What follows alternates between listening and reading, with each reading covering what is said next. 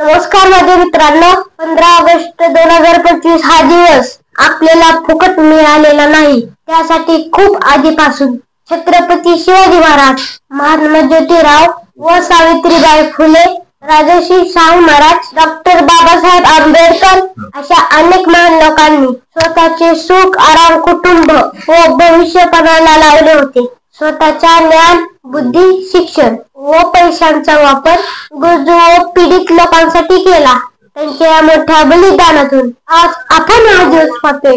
जसे आई वडिलांनी कमवलेल्या प्रत्येक गोष्टीचे जतन करणे व योग्य वापर करणे हे मुलांचे कर्तव्य आहे, तसेच या महान लोकांनी आपल्याला फुकट दिलेल्या या स्वातंत्र्याचे जतन करणे हे आपले कर्तव्य आहे. मी माझ्या 18 ते 30 वयातील मोठ्या दादा आणि दीदींना आज फुकटचे सल्ले देतो. 1. स्वतःच्या रागावर कंट्रोल ठेवा.